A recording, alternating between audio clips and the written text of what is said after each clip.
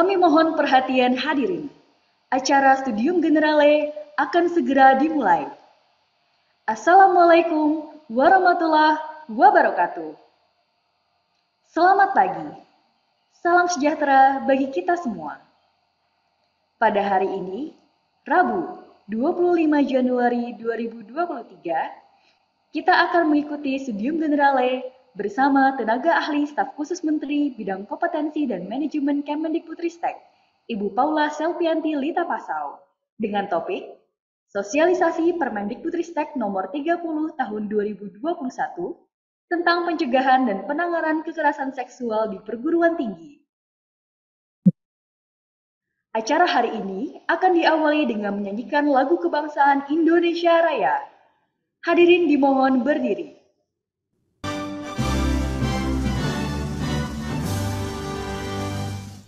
Indonesia tanah airku, tanah tumpah darahku.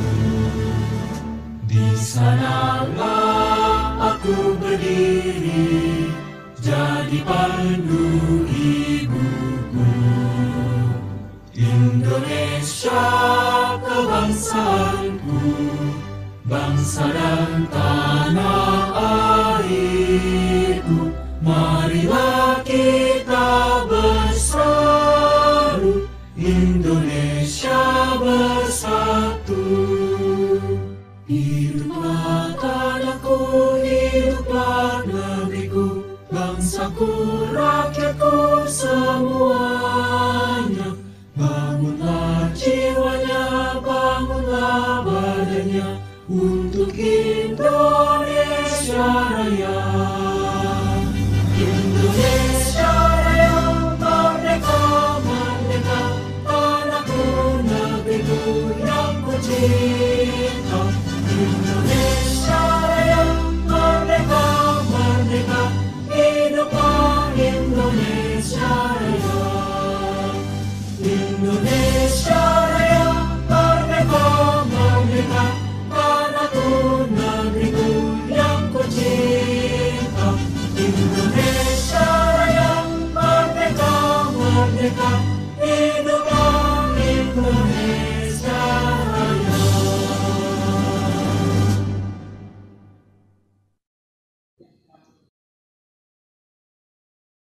Selanjutnya, kita akan mengikuti penyampaian sambutan dari Direktur Kemahasiswaan Institut Teknologi Bandung yang sekaligus akan membuka acara pada hari ini.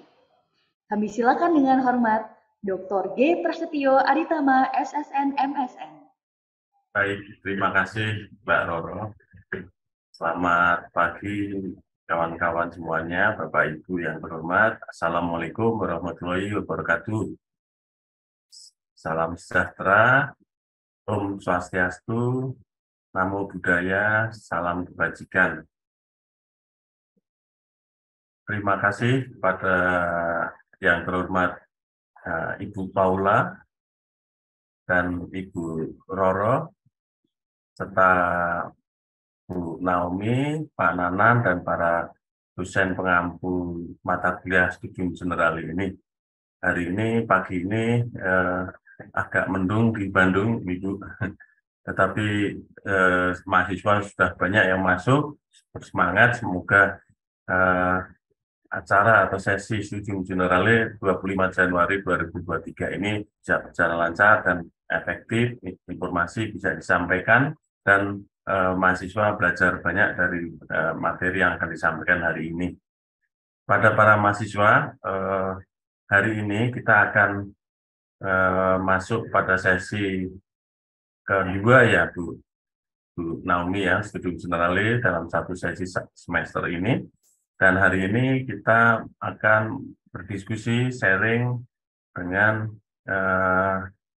tenaga ahli staf khusus Menteri Bidang Kompetensi dan Manajemen Kemendikbudristek dengan topik sosialisasi Permendikbudristek nomor 30 tahun 2021 tentang pencegahan dan penanganan kekerasan seksual di perguruan tinggi, yaitu Ibu Paula Selvianti Lita Pasau Selamat pagi Ibu Paula, terima kasih sudah berkenan hadir ini.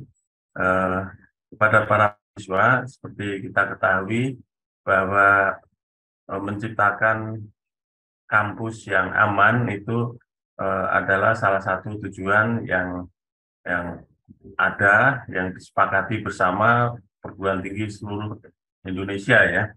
Nah, seperti yang disampaikan oleh Pak Menteri sendiri atau Mas Menteri, juga tentu semua kampus di seluruh dunia, kampus yang aman dan sehat itu adalah cita-cita kita bersama.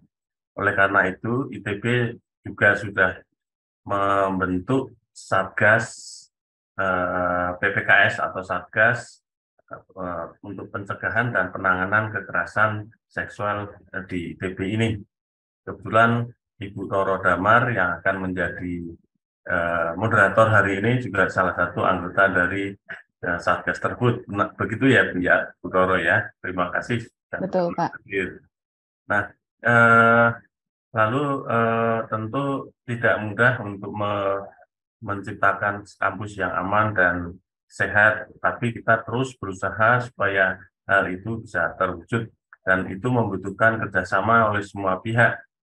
Nah, untuk itu para mahasiswa, teknik, dan para dosen perlu memahami aspek-aspek yang ada di dalam Permendikbudristek ini, yaitu Peraturan Menteri tentang pencegahan dan penanganan kekerasan seksual. Karena dengan pemahaman itu kita bisa melangkah bersama-sama dan upaya untuk mencapai kampus yang sehat dan aman itu bisa kita capai bersama-sama pula. Saya kira demikian. Ibu Paula nanti setelah sesi paparan dari Ibu, kita berharap ada diskusi yang bisa melibatkan mahasiswa juga sehingga proses sosialisasi ini bisa berjalan dengan efektif juga. Demikian, terima kasih kepada panitia ini, tim Humas dan tim Direktorat Kemahasiswaan Siswo Ditmawa atas persiapannya. Semoga acara lancar, internetnya juga lancar di semua lokasi ya, dan kita bisa berdiskusi dengan baik. Terima kasih, semoga tujuan-tujuan baik yang sudah ditetapkan sejak awal penyelenggaraan kegiatan Studium General ini bisa tercapai dengan baik juga. Selamat menyimak para mahasiswa, selamat sore, selamat pagi. Wassalamualaikum warahmatullahi wabarakatuh. Hadirin yang kami hormati, kita akan memasuki acara utama pada hari ini, yaitu Studium Generale yang akan dipandu oleh moderator Ibu Raden Roro Dia Asih Purwaningrum STMT PhD, yang biasa disapa Ibu Roro Damar. Ibu Roro adalah dosen di Sekolah Arsitektur, Perencanaan, dan Pengembangan Kebijakan ITB yang tergabung di kelompok keahlian perancangan arsitektur. Kepada Ibu Roro Damar, kami silakan. Baik, terima kasih banyak Mbak Roro juga ya namanya. Sebagai MC, terima kasih juga untuk seluruh tim Studium Generale sudah mengundang saya untuk menjadi moderator hari ini. Selamat pagi semuanya, Bapak Ibu dosen, teknik, dan juga mahasiswa. Kita senang sekali berkumpul di sini untuk membicarakan hal yang menurut saya sangat penting ya, sangat krusial, sangat penting, dan sangat sedang happening nih, mumpung ya kita sedang gaining momentum, kita harus manfaatkan. Dan saat ini kita datang nih seorang narasumber luar biasa, Ibu Paula Selpianti Lita Pasau. Selamat pagi Ibu, saya sapa kembali ya. Selamat pagi Ibu. Oke, jadi hari ini Ibu Lita akan membawakan sebuah presentasi dengan judul sosialisasi Permendikbudristek nomor 30 2021 tentang pencegahan dan penanganan kekerasan seksual di perguruan tinggi. Mungkin sebelum kita mulai saya akan bacakan sedikit CV Ibu Paula. Ibu Paula lahir di Jakarta 24 September 1989 dan mengenyam pendidikan di Wenzhou Ursuline University of Language, Bachelor of Arts, dan memiliki pengalaman di Country Manager of TPO.com pada tahun 2017 hingga 2022 dan sekarang merupakan tenaga ahli staf khusus Menteri Bidang Kompetensi dan Manajemen Kemendikbudristekdikti. Tentunya Bu Paula ini adalah narasumber yang tepat ya untuk menjawab semua pertanyaan kita nantinya mengenai PPKS ini, dan apresiasi yang sangat besar kami tujukan kepada Kemendikbudristekdikti yang sudah memberikan perhatian khusus pada hal-hal yang sangat krusial ini mengenai PPKS.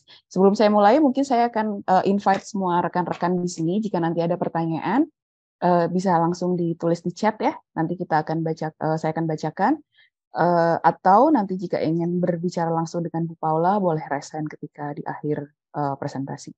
Baik, untuk mempersingkat waktu, saya persilakan Ibu Paula untuk mungkin bisa share screen.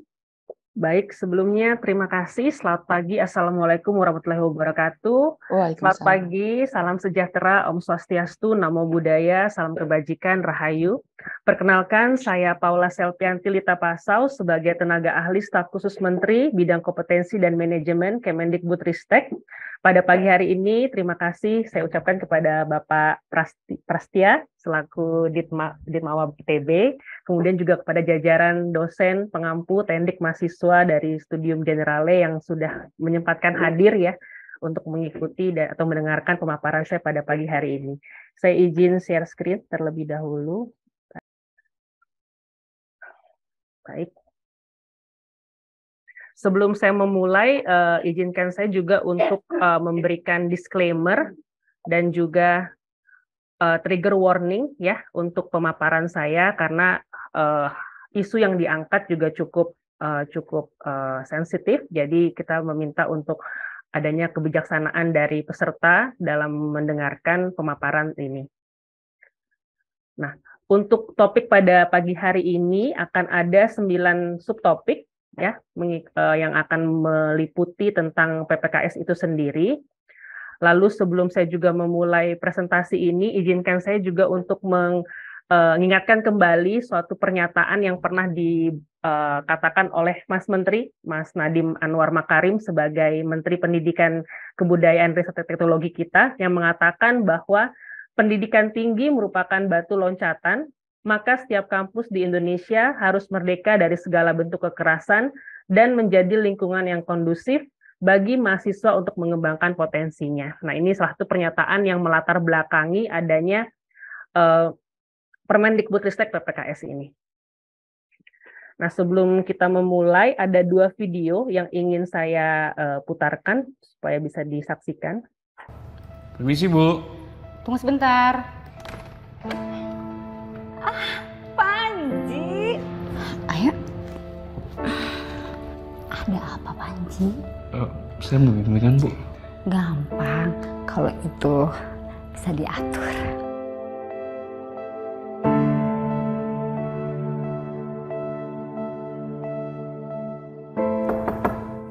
Bu, bimbingannya lain kali saja, Bu.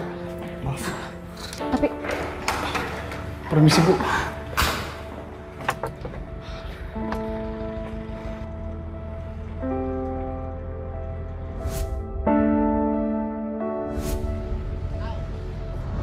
Misi Bang, Ya. mau tanya, kalau kerambutan tuh di sini lewatin nggak ya? Ya. Makasih ya Bang. Ya.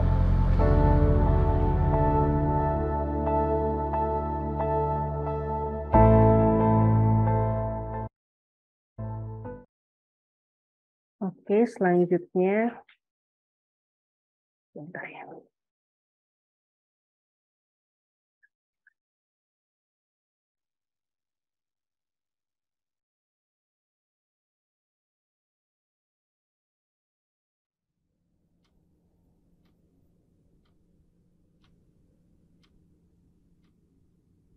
Waktu itu, kenapa kamu jalan-jalan sendirian malam-malam?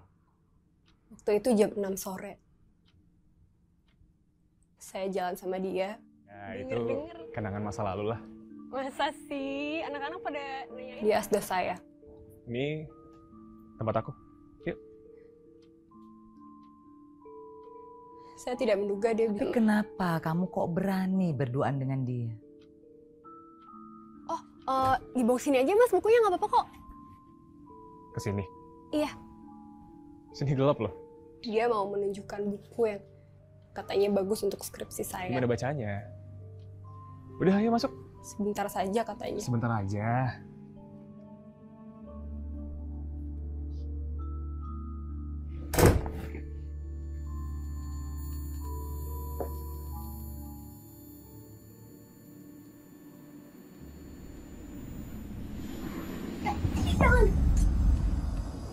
Jangan. Buat apa mengeluh ke akademik sekarang? Pasti sama-sama mau. Dia menyeret saya ke kasur. Dia memukul saya. Dia memperkosa saya. Kamu pakai baju apa? Pasti kamu pakai baju ketat. Iya kan?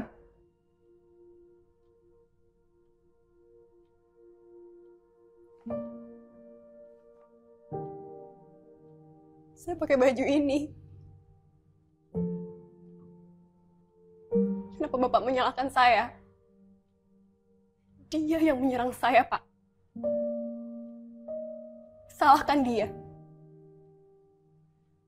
Salahkan dia.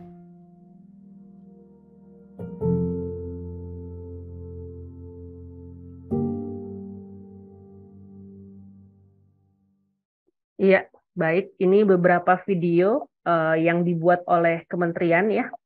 Sebentar.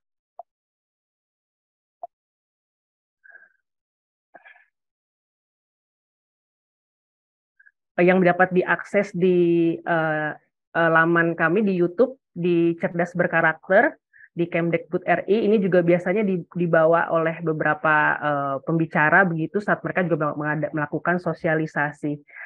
Nah, sebentar. Nah, baik. Nah, berikutnya tadi dari 2 video tadi mungkin kita bisa menarik suatu kesimpulan ya bahwa sebenarnya kekerasan seksual itu dapat dilakukan oleh siapapun kepada siapapun dan di mana saja. Jadi tidak melulu bahwa harus harus dosen kepada mahasiswa atau juga misalnya harus ada di lingkungan universitas atau perguruan tinggi, tapi juga dapat terjadi dimanapun.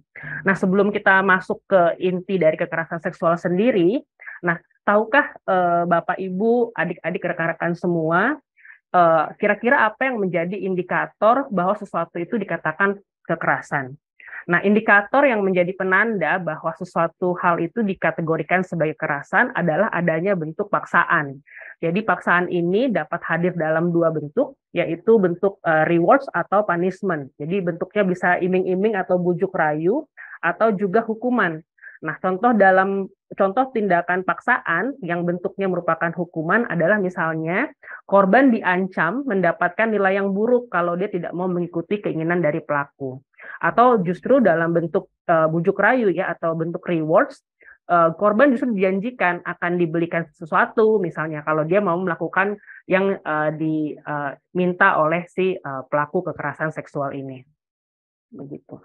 Nah, konsep kunci dalam kekerasan seksual itu memiliki efek yang paling besar, namun paling sulit untuk dibuktikan. Ya, ini sangat menjadi konsep kunci gitu dalam hal-hal atau isu-isu kekerasan seksual.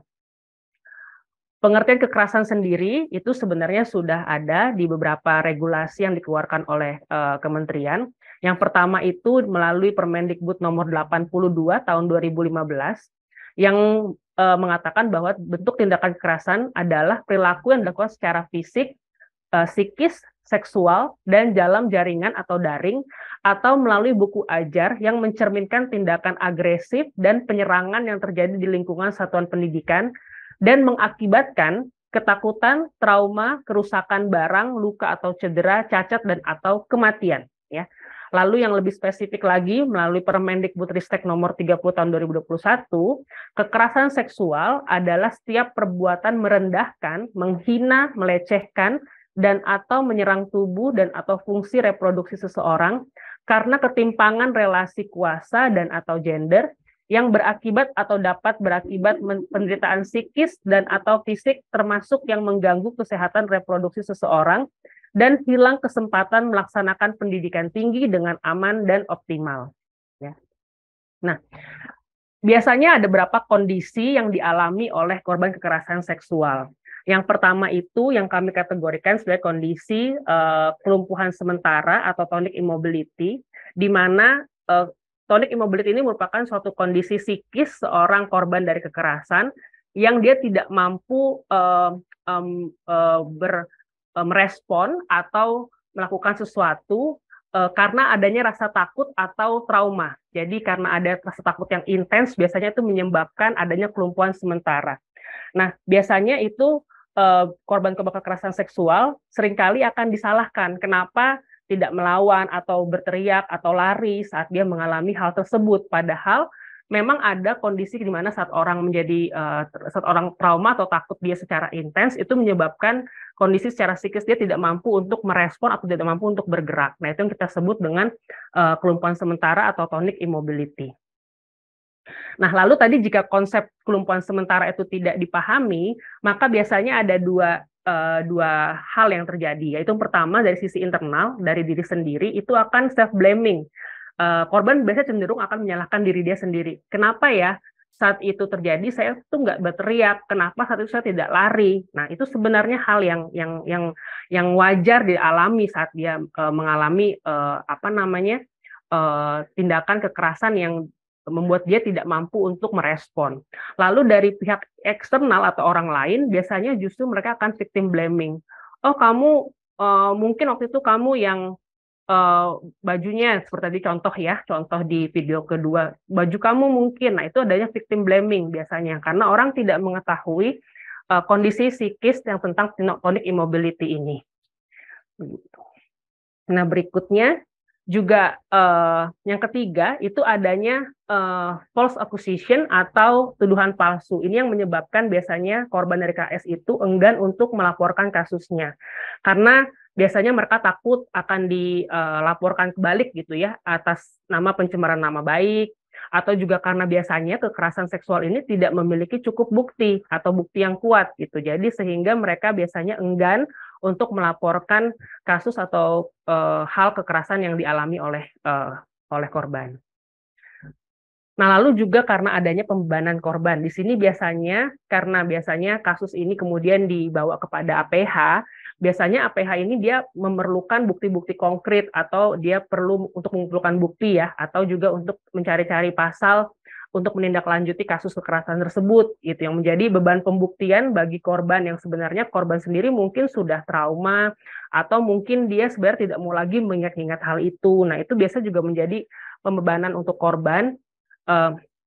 Dan kemudian juga adanya kalau zaman sekarang karena cukup tinggi ya digital, sosial media, adanya fenomena spill atau misalnya speak up, sebenarnya juga tidak salah, tapi untuk isu kekerasan seksual itu biasanya juga kita tidak meminta untuk korban untuk memaksa dia melakukan spill atau speak up. Kenapa? Karena kita tidak tahu di saat dia spill atau speak up bagaimana respon dari kita sebut netizen begitu ya, karena biasanya justru malah tidak semua orang mungkin akan pro terhadap hal itu, tapi justru akan ada yang kontra, yang justru malah bisa menambah trauma kepada korban. Jadi sebenarnya kita tidak membebani korban untuk melakukan spill atau speak up yang berlebihan di media dan lain-lain.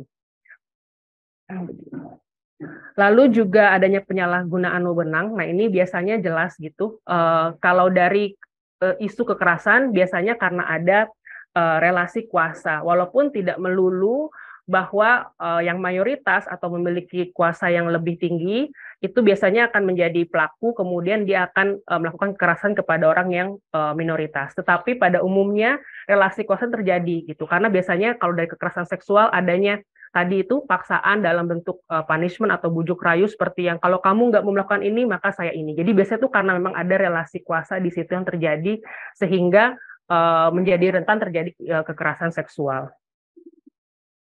Nah, di sini saya mau mengajak kita ada 3 pernyataan ya. Nanti mungkin Bapak Ibu, rekan-rekan, adik-adik semua bisa berkontribusi apakah ini mitos atau fakta, kira-kira begitu. Nah, pernyataan pertama, kekerasan seksual pasti ada hubungannya dengan pakaian korban. Nah, menurut Bapak Ibu semua Sivitas Akademika, Apakah ini mitos ataukah fakta? Mungkin boleh ada yang saya dengar suaranya sedikit. Mungkin dari Ibu Roro. Mitos, Bu. Tapi ini Mitos, sepertinya ya. di chat banyak mitos, ya. Mitos ya. Oke, mitos ya. Kebanyakan jawabnya mitos nih sepertinya ya. Iya, Berarti sebagian besar sudah mengetahui ya bahwa kekerasan itu tidak melulu karena pakaian. Jadi seperti ini survei yang dilakukan oleh Koalisi Ruang Aman, seingat saya, ini dari 62 responden, itu hampir 51% itu menyatakan bahwa pakaian yang digunakan oleh korban adalah pakaian tertutup, ya, ada rok celana panjang, ada hijab, ada baju berlengan panjang, ini kan pakaian tertutup semua. Lalu selebihnya juga seragam sekolah, baju longgar, sehingga sebenarnya pakaian itu tidak menjadi alasan utama orang menjadi korban kekerasan seksual, begitu. Nah, yang berikutnya pernyataan kedua, kekerasan seksual bisa dilakukan oleh orang yang kita kenal. Nah, ini mitos atau fakta kira-kira? Pada menjawab fakta, Bu. Fakta di ya. Chat. Oke. Baik. Terima kasih ini. Tidak ada yang menjawab mitos ya. Oke, baik. Emang mahasiswa ITB luar biasa ya. Oke, pertanyaan jawaban yang kedua tentu ini merupakan fakta. Kenapa? Karena dari juga jadi tarik catahu Komnas Perempuan tahun 2019 itu justru kekerasan seksual banyak dilakukan oleh anggota keluarganya sendiri dan itu menempati peringkat ketiga dari pemetaan jenis kekerasan seksual yang sering terjadi di ranah privat setelah KDRT dan KDP. Jadi itu biasanya mengerikan juga ya, dia menempati peringkat ketiga, jadi kekerasan seksualnya dapat dilakukan oleh siapapun, bahkan orang terdekat, begitu. Nah, lalu pernyataan ketiga, laki-laki tidak mungkin menjadi korban. Nah, ini mitos atau fakta?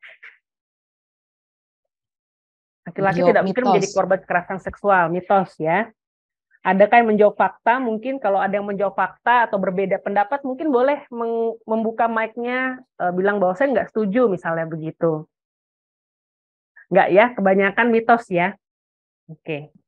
Ya, jawabannya adalah mitos. Kenapa? Karena ini juga berdasarkan data yang kami punya ya. Itu dari data KPAI sendiri tahun 2018, kasus KS itu paling banyak terjadi di anak laki-laki. Itu ada 122 kasus.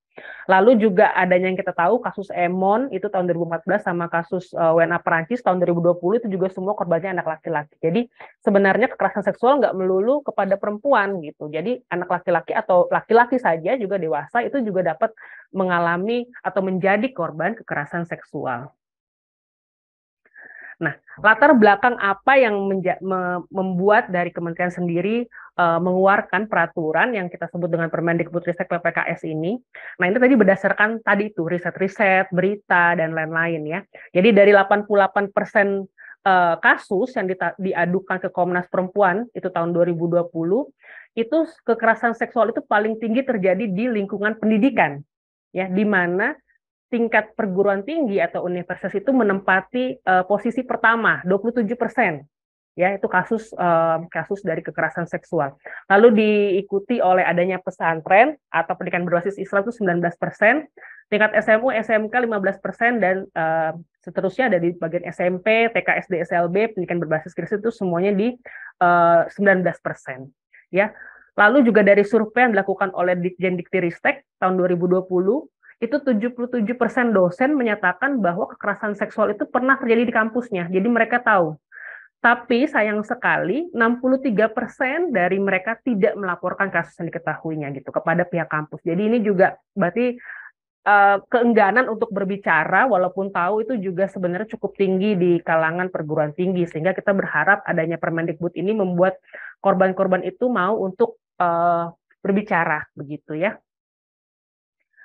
Nah, dampak dari kekerasan seksual ini tentunya akan menghambat pencapaian prestasi akademik atau karirnya korban, ya. Lalu juga adanya kehilangan kesempatan untuk mendapatkan pendidikan yang aman dan optimal. Lalu juga berpotensi menyebabkan korban, misalnya dia peserta didik keluar sekolah sebelum waktu kelulusan dia, atau misalnya korbannya yang merupakan pendidik atau tendik, maka bisa juga kehilangan mata pencarian di dunia pendidikan. Dan yang pasti itu akan mendiskreditkan posisi dari satuan pendidikan. di mana ini semua tentunya tidak akan menciptakan human resource yang berkualitas ke depannya begitu.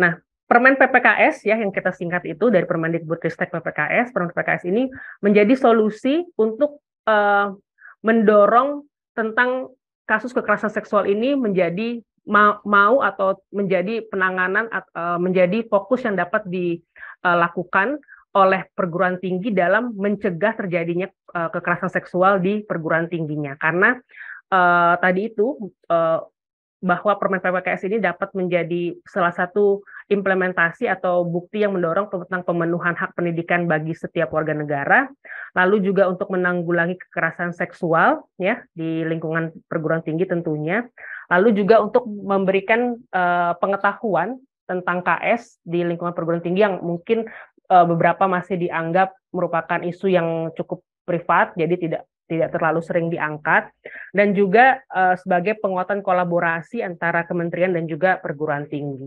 Begitu. Nah, ada 8 prinsip untuk dalam melakukan pencegahan dan penanganan. Yang pertama, biasanya kita selalu men-sharingkan ini kepada para satgas PPKS ya, di mana kita selalu mengatakan ada 8 prinsip yang harus dikedepankan. Yang pertama tentunya merupakan memperhatikan kepentingan terbaik bagi korban. Jadi kita biasanya selalu melihat dari sisi korban. Lalu juga menjunjung tinggi keadilan dan kesetaraan. Lalu juga kesetaraan hak dan aksesibilitas bagi penyandang disabilitas. Lalu tentang akuntabilitas, nah ini penting, independen ya, harus netral, kehati-hatian, konsisten, dan jaminan ketidakberulangan. Jadi kita juga harus menjamin untuk tidak terjadi kembali hal-hal seperti itu. Nah, lalu menurut pasal 4 dari Permen PPKS itu sendiri, sasaran dari permen ini adalah para mahasiswa, pendidik, tendik, warga kampus, dan masyarakat umum yang berinteraksi dengan mahasiswa, pendidik, tendik, dan pendidik dalam melaksanakan tridharma perguruan tinggi. Begitu. Jadi ini merupakan sasaran dari PPKS ya, atau Permendikbud ini. Nah, kemudian ada 21 jenis bentuk dan kekerasan seksual, yang dimana ini juga kita sudah paparkan atau kita munculkan di sosial media kami, sehingga para masyarakat umum juga mengetahui lebih rinci atau lebih jelas mengenai apa saja sih kira-kira bentuk kategori dari bentuk kekerasan seksual. Nah, yang pertama itu seperti menyampaikan ujaran yang mendiskriminasi atau melecehkan tampilan fisik, kondisi tubuh, dan atau identitas gender korban. Nah, ini ya biasanya misalnya kayak di gambar ini, cowok kok nari, cewek kok rata pendek. Sebenarnya mungkin ini kita kembali lagi, tidak mungkin ada orang yang mungkin saat kita bicarakan seperti itu, mereka tidak terlalu ambil pusing gitu. Tapi ada juga yang karena dia mungkin setiap hari dia mendengar kata-kata seperti itu gitu, itu membuat dia untuk enggan ke sekolah. Nah, akhirnya kan karena dia enggan, artinya dia tidak mendapatkan hak dia untuk mendapatkan pendidikan yang aman gitu. Jadi, nah jika misalnya korban sudah merasa ini menjadi hal yang membuatnya tidak dapat melanjutkan pendidikan atau pembelajarannya, maka dia berhak untuk melaporkan ini sebagai bentuk kekerasan seksual begitu. Lalu yang kedua itu seperti memperlihatkan alat kelamin dengan sengaja tanpa persetujuan. Nah, ini cukup jelas ya. Lalu misalnya menyampaikan rayuan, lelucon, dan atau siulan yang bernuansa seksual pada korban. Nah, ini tadi juga seperti video yang pertama, yaitu ada rayuan yang bernuansa seksual. Nah, itu juga menyebabkan ketidaknyamanan sehingga orang juga jadi enggan untuk kampus. Nah, itu juga bisa salah satu jenis dari bentuk kekerasan seksual. Lalu yang keempat itu menatap korban dengan nuansa seksual, ya ini jelas, mengirimkan pesan dan konten bernuansa seksual kepada korban tanpa persetujuan, ya. Lalu merekam, mengambil, dan mengedarkan foto, rekaman audio, rekaman visual korban tanpa persetujuan, ya. Kemudian mengunggah foto tubuh dan informasi pribadi korban yang bernuansa seksual tanpa persetujuan, lalu menyebarkan informasi terkait tubuh atau data pribadi korban yang bernuansa seksual tanpa persetujuan korban, lalu juga misalnya mengintip atau dengan sengaja melihat korban yang sedang melakukan aktivitas pribadi atau pada ruang yang bersifat pribadi. Ya, ini juga kalau terganggu dan terus-terusan dan menyebabkan dia juga enggan untuk ke kampus dan lain-lain itu juga dapat dilaporkan sebagai bentuk kekerasan seksual. Lalu seperti membujuk, menjanjikan, menawarkan sesuatu atau mengancam korban untuk melakukan transaksi atau kegiatan seksual yang tidak disetujui, ya. Lalu memberikan hukuman atau sanksi yang bernuansa seksual. Nah, ini misalnya tadi karena skripsi kamu telat, nanti kita ketemu di hotel aja lah. Kenapa jadi ke hotel, kan nggak ada hubungannya. Kira-kira seperti itu ya. Jadi kita juga harus bisa melihat kira-kira mana yang memang ada arahnya itu bernuansa seksual gitu. Lalu menyentuh, mengusap, meraba, memegang, memeluk, mencium, atau menggosokkan bagian tubuh pada tubuh korban tanpa persetujuan. Ini juga jelas ya. Lalu membuka pakaian korban tanpa persetujuan, memaksa korban untuk melakukan transaksi atau kegiatan seksual, ya. Lalu mempraktikkan budaya bernuansa kekerasan seksual dalam komunitas mahasiswa, pendidik dan tendik. Nah, ini salah satu contohnya ya. Kalau dulu ada ospek, orang dipaksa lari, misalnya tidak memakai baju atau dan lain-lain, itu sebenarnya juga sudah mengandung bentuk kekerasan seksual. Lalu melakukan percobaan perkosaan meskipun tidak terjadi penetrasi, lalu melakukan perkosaan termasuk penetrasi dengan benda atau bagian tubuh selain alat kelamin, lalu memaksa atau memperdaya korban untuk melakukan aborsi. Ini juga cukup banyak kasusnya. Lalu memaksa atau memperdaya korban untuk hamil, ya ini juga ada kasusnya. Lalu ada juga yang membiarkan terjadi kekerasan seksual dengan sengaja. Nah, ini biasanya karena menjaga nama baik kampus sehingga nggak usahlah dilaporkan. Nah, ini juga salah satu bentuk kekerasan seksual karena membiarkan terjadinya KS dan tidak mau melaporkan ya. Itu juga salah satu bentuk kekerasan seksual. Lalu melakukan perbuatan kekerasan seksual lainnya. Nah, itu yang nantinya dapat kita lihat dari kasus-kasus yang mungkin akan dilaporkan. Nah, lalu apakah yang dapat dilakukan oleh perguruan tinggi untuk mencegah kekerasan seksual terjadi di kampusnya? Yang pertama dari sisi institusi ya, dari perguruan tinggi sendiri itu melakukan pembelajaran. Nah, ini mewajibkan mahasiswa, pendidik, tendik itu untuk mempelajari, nanti kita sudah ada modul LMS PPKS. Nah, itu juga menjadikan background atau pemahaman dasar tentang apa saja sih isu-isu KS, seperti itu. Lalu penguatan tata kelola, salah satunya dengan pembentukan Satgas, itu juga sudah menjadi salah satu kegiatan yang sangat baik sebagai implementasi dari Permen untuk melakukan pencegahan. Lalu juga kita harapkan adanya penguatan budaya komunitas antar mahasiswa, pendidikan teknik itu sendiri di dalam kampusnya. Jadi misalnya ada sosialisasi yang rutin tentang PPKS atau dan lain-lain ya, sehingga juga orang menjadi terpapar untuk isu-isu ini begitu. Lalu dari sisi kita apa sebagai individu supaya mencegah? Yang pertama tentunya membatasi pertemuan individual di luar wilayah, jam operasional atau kepentingan kampus. Jadi kalau memang tidak ada hubungannya, kalau bisa dilakukan di dalam kampus dan di jam kampus, silahkan dilakukan di situ. Lalu jika memang pembatasan itu harus dilakukan di luar ya, mau tidak mau, maka kita selalu mewajibkan adanya permohonan tertulis untuk mendapatkan persetujuan bisa dari Kaprodi atau Kajurnya kalau memang mereka harus mengikuti bimbingan di luar. Nah, itu jadi jelas kapan, di mana, jam berapa, topiknya tentang apa. Nah, itu juga harus mulai dilakukan supaya mencegah terjadinya hal-hal yang tidak diinginkan. Nah, lalu bagaimana jika perguruan tinggi itu menerima laporan KS? Nah, maka ada 4 hal yang dapat dilakukan untuk menangani hal tersebut. Yang pertama dari sisi pendampingan, seperti memberikan konseling, layanan kesehatan, bantuan hukum, advokasi, bimbingan sosial, dan rohani. Ya, itu penting. Lalu yang pasti juga tentang perlindungan, jaminan bebas dari ancaman, yang berkenaan dengan aduan atau kesaksian yang diberikan. Karena biasanya korban atau saksi korban ya, saksi pelapor, itu biasa mendapatkan ancaman juga. Jadi kita harus menjamin bahwa saat mereka melaporkan itu aman, misalnya tidak mau menyebarkan nama, kita keep anonim, ya kita keep anonim. Gitu. Lalu pengenaan sanksi administratif juga di sini jelas ada sanksi ringan, sedang, dan berat. Ya, di mana pengaturan sanksi ringan, sedang, berat itu bukan berdasarkan apa jenis kasusnya, tapi berdasarkan apa dampaknya kepada si korban. Jadi kalau misalnya ada satu kasus, misalnya tadi, siul gitu ya, misalnya melakukan rayuan atau lelucon seperti itu. ada mungkin A di saat dia disiul-siul atau dirayu atau diganggu bercanda gitu biasanya kata-katanya ya, itu tidak terlalu mengefek kepada pembelajaran dia gitu, dia tetap nggak masalah saya ke kampus, nggak ada masalah.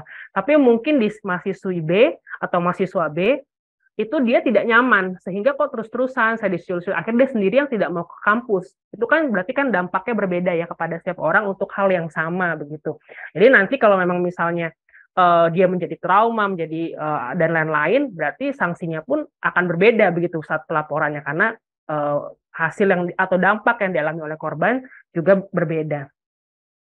Nah, lalu pemulihan korban. Nah, ini kita harus memastikan juga adanya tindakan medis jika diperlukan atau terapi fisik, terapi psikologis biasanya, dan juga memastikan ada bimbingan sosial dan rohani. Begitu. Nah, ini biasanya sih yang harus dipahami oleh para satgas ya dalam membantu atau mendampingi korban KS. Nah, mungkin ini sedikit juga saya singgung sedikit tugasnya satgas apa. Kebetulan di ITB juga yang saya dengarkan sudah terbentuk Satgas PPKS ya, jadi seharusnya nantinya tugas-tugasnya juga dapat dilakukan, contohnya seperti sosialisasi atau edukasi tentang pencegahan, lalu juga menangani laporan, itu tentunya menindaklanjuti laporan-laporan yang masuk, ya, memantau pelaksanaan rekomendasi Satgas oleh pemimpin perguruan tinggi, lalu juga melakukan evaluasi, seperti melakukan survei iklim keamanan kampus dari kekerasan seksual, ini kita diwajibkan setiap semester melakukan survei kepada seluruh sivitas akademika, lalu juga menyampaikan laporan kegiatan PPKS-nya kepada pemimpin perguruan tinggi setiap semester gitu ya. Lalu wewenang dari seorang satgas tentunya melakukan berbagai tindakan baik dengan pihak internal maupun eksternal kampus untuk memastikan penanganan yang baik ya. Lalu kode etik tentu menjaga kerahasiaan. Lalu batasan-batasannya itu juga harus sesuai dengan peraturan atau regulasi yang berlaku, dan hak dari satgas sendiri adalah dia harus mendapatkan juga kalau misalnya mengalami kasus atau membantu menangani kasus berat, biasanya satgas juga nih yang mengalami adanya trauma gitu. Jadi berhak juga seorang satgas itu mendapatkan pemulihan, perlindungan yang pastinya juga, lalu peningkatan kapasitas, dan juga nanti ini ada angka kredit pengabdian masyarakat atau SKPI, itu juga sudah dibuat untuk peraturannya. Nah, ini beberapa laman bantuan informasi PPKS yang terpusat di merdeka-dari-kekerasan.kemdikbud.go.id. Di sini lengkap. Jadi kalau misalnya Bapak Ibu, rekan-rekan, adik-adik semua mau melihat mengenai PPKS ini, itu kami punya laman khusus merdeka dari kekerasan ini. Lalu Permendikbudristek 30, ini juga jelas peraturan yang tentang pencegahan dan penanganan KS di perguruan tinggi. Lalu tadi 21 jenis bentuk kekerasan seksual juga ada di sini. Lalu beberapa materi edukasi juga ada di sosial media kami seperti Instagram, Facebook, YouTube. Nah, itu juga bisa dilihat, bisa membantu juga misalnya teman-teman ada yang mau melakukan sosialisasi kembali gitu. Ya, dan juga ini beberapa materi kampanye yang dapat diakses secara umum. Nah, maka daripada itu, marilah kita mewujudkan satuan pendidikan yang bebas dari kekerasan seksual untuk bersama hapus kekerasan seksual itu dengan tidak melakukan kekerasan, lalu membantu korban kekerasan tanpa menghakimi, lalu jika kasus kekerasan tidak tertangani dapat melaporkan via kemdikbud.lapor.go.id atau pusat panggilan kita di 177, dan juga mencari dan menyebarkan informasi sebanyak-banyaknya di media sosial menggunakan materi yang sudah tersedia di akun Cerdas Berkarakter. Karena itu cukup lengkap dari sisi informasi. Ya. Baik, ini untuk menutup presentasi saya pada pagi hari ini, juga izinkan saya untuk memutarkan ada 2 video kembali. Ya.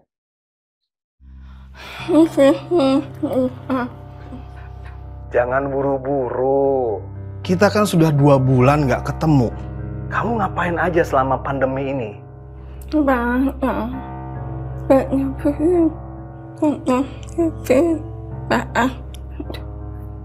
Baju tidur kamu modelnya bagaimana?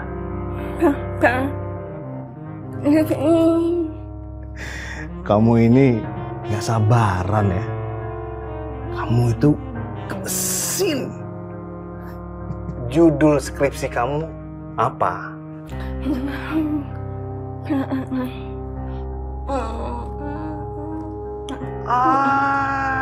Sebentar. Saya ada contoh. Kok ini? Jangan-jangan kamu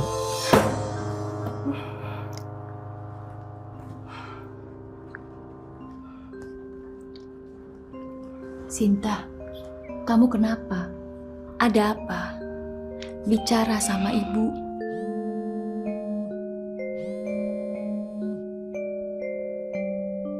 Ada apa?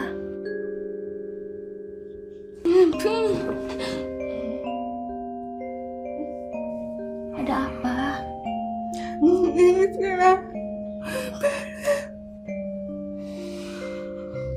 Kita harus lapor, biar kamu tidak sendiri. Lapor.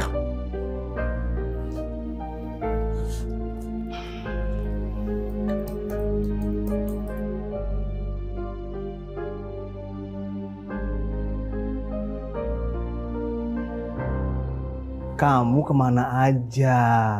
Kamu mau lulus gak? Ya sudah, malam ini kita ketemu. Tidak bisa secara online seperti ini. Apalagi judul kamu tentang pelayanan. Nanti saya kirim ya alamat hotelnya.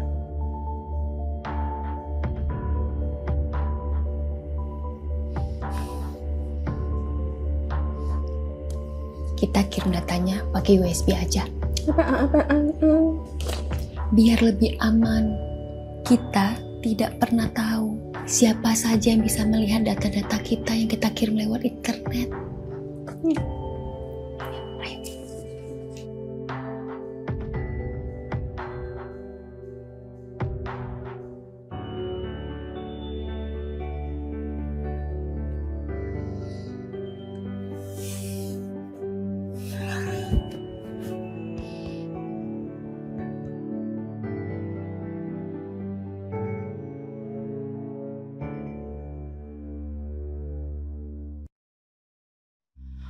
Oke.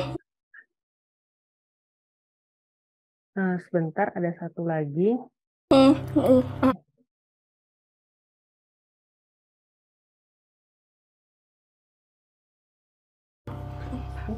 Jangan buru-buru. Kita kan sudah 2 bulan.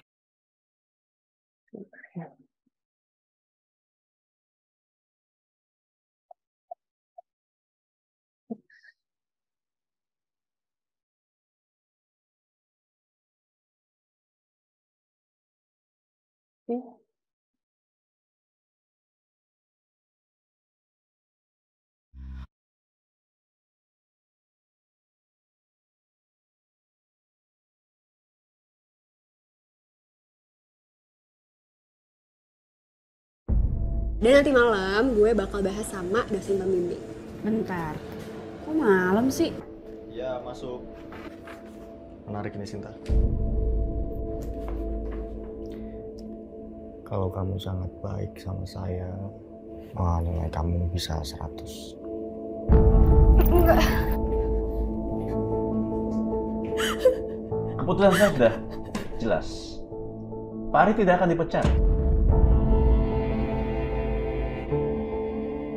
Apa yang bisa gue bantu?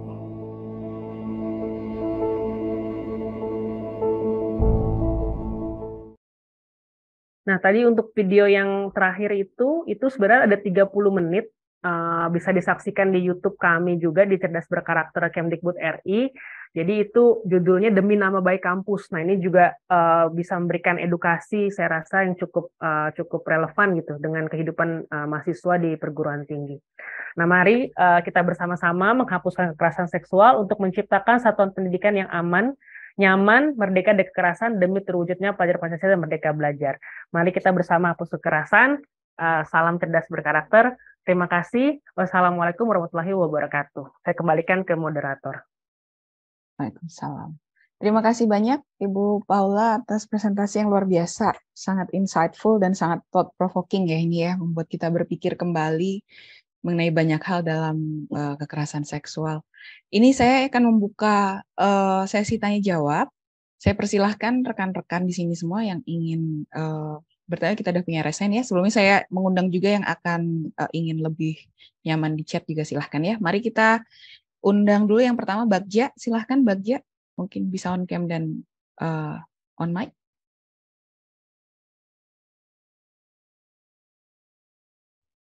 masih mute ya Bagja? Atau mungkin ini di-mute oleh teknisi mungkin? Bisa di-unmute?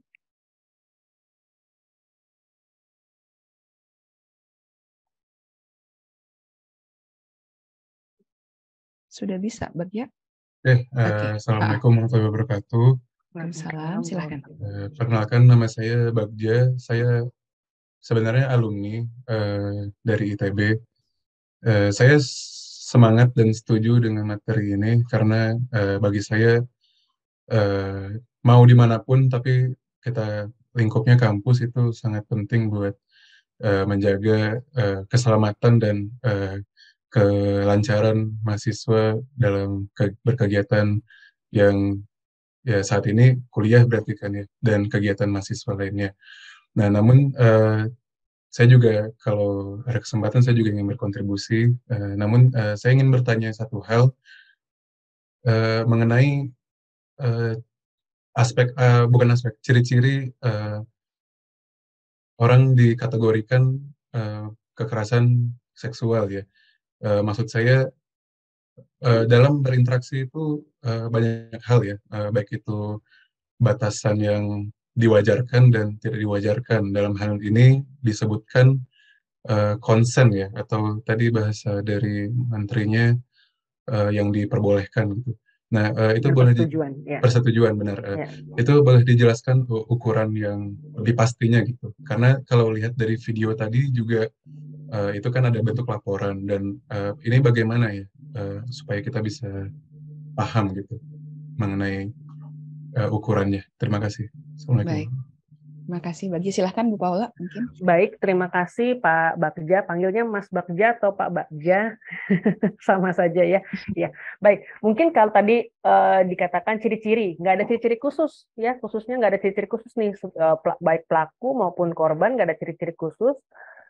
Kayak tadi misal contoh video terakhir, orang yang mungkin dosen yang asdos yang dianggap mungkin kelihatannya baik-baik saja, pintar, itu juga mungkin dapat melakukan hal-hal yang tidak kita pikirkan, tapi tidak melulu pasti dia adalah dosen atau asdos atau lain-lain ya. Nah, tadi kalau konsepnya tentang masalah konsen itu sendiri, kenapa kita masukkan kata-kata konsen ini penting di dalam jenis atau bentuk KS, itu dikarenakan kita mau memastikan bahwa memang kalau tidak ada konsen, maka berarti memang dia menjadi terpaksa. Tadi kan kita kan tadi di awal dikatakan ya, indikator yang menjadi satu penanda bahwa suatu hal dikatakan ada kekerasan karena harus ada paksaan. Jadi kalau dia setuju, berarti dia tidak terpaksa. Kita anggapnya seperti itu, ya. Tapi kalau misalnya setelah diruntut, setelah misalnya tadi dia melapor kepada Satgas, lalu setelah kita ketahui bahwa ternyata memang awalnya dia nggak pernah setuju, nah itu juga bisa menjadi salah satu pemahaman bahwa memang dia tidak setuju, tidak konsen, berarti bisa kita tangani. Tapi kalau memang dari awal tidak ada paksaan, memang konsen, maka seharusnya itu tidak menjadi ranah atau menjadi kategori kekerasan seksual. Kalaupun dia merasa itu menjadi dia mau melaporkan itu kepada pihak berwajib, silahkan. Tapi terus terang, kalau dari sisi bentuk kekerasannya KS-nya sendiri, kalau dia tidak ada keterpaksaan atau bentuk konsen, maka tidak dikategorikan sebagai bentuk KS. Kira-kira begitu, Pak Bagja. Apakah menjawab? Cukup ya, Pak Bagja ya. Terima kasih banyak untuk pertanyaannya. Saya mungkin kita gantian ini ya, yang raise hand, kemudian yang di chat juga banyak nih. Sekarang saya bacakan dulu, Bu Paula, untuk yang di chat dari Muhammad Ilham. Izin bertanya, kemarin sempat ramai kasus kekerasan di kampus sebelah yang akhirnya pelaku kekerasan sekolahnya dipermalukan, bahkan dilecehkan kembali di depan umum. Bagaimana pendapat Ibu soal ini? Yang kedua, mengenai pakaian. Memang pakaian tidak berhubungan langsung, tapi sekarang ada penggunaan seperti crop top atau yang pendek-pendek itu saat kuliah dan sangat terbuka. Bagaimana pendapat Ibu tentang ini juga, bahwa ada pakaian yang memang dikategorikan terbuka? Begitu Bu, dua ini. Baik Ibu Roro, terima kasih kepada Pak Muhammad Ilham ya. Tadi itu kasus KS ini memang menimbulkan pro dan kontra sebenarnya ya, karena kita melihat dari dua sisi sebenarnya. Nah, kalau tadi kemarin kalau kita membahas tentang kampus yang kasus yang terjadi di kampus lain ya, tentang yang pelaku KS kemudian dia juga dipermalukan, itu sebenarnya ada dua. dia menjadi terkena dari dua sisi ya. Satu, dia melakukan dia sebagai pelaku, satu lagi dia juga menjadi korban sebenarnya karena dia juga dipermalukan secara bentuk kekerasan tadi itu muncul gitu. Jadi sebenarnya kalau di sisi ini setahu saya juga dari pihak kementerian juga sudah cukup memberikan arahan ya, ditangani juga oleh tim di Itjen Kemendikbud mengenai hal ini, bahwa kita memastikan bahwa dari sisi korban maupun pelaku itu sama-sama mendapatkan penanganan yang adil gitu ya. Dari sisi dia sebagai pelaku tentu dia harus diadili. Dari sisi dia mungkin sebagai korban, kita juga harus memastikan misalnya dia dari psikis dia bagaimana, kita harus memastikan hal itu begitu. Lalu kalau tentang penggunaan pakaian, terus terang ini juga tidak bisa gitu kalau dari sisi kita untuk membuat peraturan khusus atau bagaimana, tapi memang ini dikembalikan lagi juga kepada pribadi masing-masing saya rasa ya, di mana pribadi masing-masing juga harus janganlah kita juga menjadi mengundang begitu ya. Jadi kita juga harus mawas diri, kita juga harus menjaga diri. Jangan kita mengundang orang lain untuk melakukan kekerasan kepada kita. Jadi dari sisi diri sendiri pun itu penting untuk memahami apa saja batasan-batasan atau perilaku-perilaku yang seharusnya tidak kita lakukan di hidup bermasyarakat. Nah itu juga memang harus kembali ke diri sendiri. Kira-kira begitu Pak Ilham. Baik. Terima kasih ya Pak Mas Muhammad Ilham ya atas pertanyaannya. Kita sekarang ke yang raise hand Mbak Irma Septiani. Ya benar. Silahkan. Terima kasih Bu Roro. Terima kasih juga buat Bu Paula atas presentasinya yang sangat baik sekali ya. Sebelumnya perkenalkan, nama saya Irma Septina. Saya dari Rekayasa Hayati angkatan 2019. Saya punya 2 pertanyaan di sini Bu, dan masih berkaitan sama pertanyaan sebelumnya mungkin ya.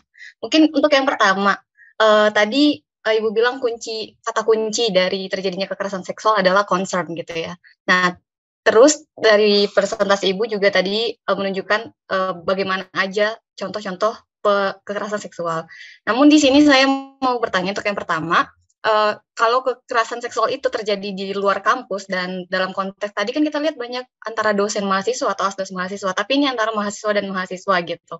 Apakah ini termasuk bisa dibawa nih dalam kasus kekerasan seksual di dalam kampus? Karena dari apa yang saya lihat di sekitar saya itu pernah terjadi kekerasan seksual dan dianggapnya karena terjadi di luar kampus, jadi kampus tidak bisa berbuat banyak gitu untuk menyelesaikannya. Ya, terus yang kedua, masih berkaitan sama yang tadi ya, yang bagaimana sih sebenarnya pelaku itu bagaimana sih seharusnya sanksi terhadap pelaku gitu. Nah, karena ini yang cukup marak juga ya di himpunan saya, terkait sanksi terhadap pelaku. Karena kita sempat memberikan sanksi yang ternyata, itu tuh dianggap terlalu menyudutkan pelaku, sehingga kita harus sedikit membungkamnya dalam tanda kutip gitu. Jadi boleh Bu dielaborasikan bagaimana sih sebenarnya kita harus mengekspektasikan sanksi apa yang sebaiknya diterima oleh pelaku, sehingga baik dari korban juga kayak loh kok dia cuma digituin sih, cuma nggak ada pandangan seperti itu Bu. Terima kasih sebelumnya. Baik, terima kasih Bu Irma. Nanti mungkin dari Ibu Roro sebagai Satgas PPKS nih boleh menambahkan juga Ibu ya. Tadi untuk pertanyaan pertama ya tentang jika terjadi di luar kampus begitu ya. Tadi seperti yang juga kita harus pahami dulu. Tadi kan sudah diingatkan bahwa Permen ini itu akan lebih mengatur isu KS yang terjadi saat melakukan pelaksanaan ya Tridharma perguruan tinggi. Jadi misalnya di luar kampus tapi memang tujuannya memang mereka ada tentang misalnya ngomongin belajar atau tentang skripsinya atau bagaimana antar mahasiswa dan kemudian terjadi, yaitu seharusnya bisa dibantu. Karena kan nanti saat misalnya korban atau misalnya saksi pelapor nih melaporkan kepada Satgas misalnya, itu kan ada kronologis ya. Jadi kita juga dari sisi Satgas juga bisa menentukan apakah memang kasusnya ini dalam ranah Tridharma atau tidak gitu. Karena kalau di luar ranah Tridharma biasanya yang kami suggest-kan adalah pihak Satgas adalah mendampingi korban, kemudian bisa mengarahkan kepada misalnya pihak berwajib ya untuk bisa diatasi lah kira-kira seperti itu. Lalu tadi yang kedua itu tentang sanksi ya, Konsekuensi tentang ya sanksi ya, tentang untuk sanksi. pelaku. Baik, kalau tadi tentang sanksi yang tadi juga saya sempat sampaikan di paparan, kita dari permen ini itu kita selalu melihat sanksi itu berdasarkan trauma yang dihadapi oleh korban. Jadi kita melihat dari sisi korban, karena kita tidak bisa menyamaratakan kasus A, sanksinya ABC. Jadi ini seperti sudah diregulasi gitu. Misalnya dia melakukan rayuan, maka sanksinya ringan.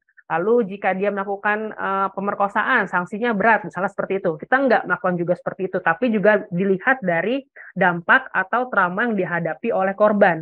Maka biasanya saat misalnya ada kasus KS ini, biasanya Satgas itu nggak bekerja sendiri. Biasa kita juga bisa merekomendasikan misalnya dari psikolog forensik. Nah, itu bisa didatangkan. Karena tadi itu, biasanya isu KS ini kan rentan nggak ada bukti ya biasanya. Karena buktinya memang ya udah begitu aja. Jadi dia lapor tiba-tiba karena dia begini. Nah, itu biasanya itu dari psikolog forensik yang bisa menilai apakah memang trauma yang dihadapinya ini traumanya berat. Kalau trauma berat, maka sanksinya yang kami rekomendasikan adalah sanksi berat. Kira-kira seperti itu. Jadi ini juga berpengaruh kepada nanti cara kerja Satgas dalam menangani laporan. Ya, jadi kita nggak bisa mendeskripsikan perbuatan A, sanksi A, perbuatan B, sanksi B. Nggak bisa begitu sih. Jadi memang harus nanti ada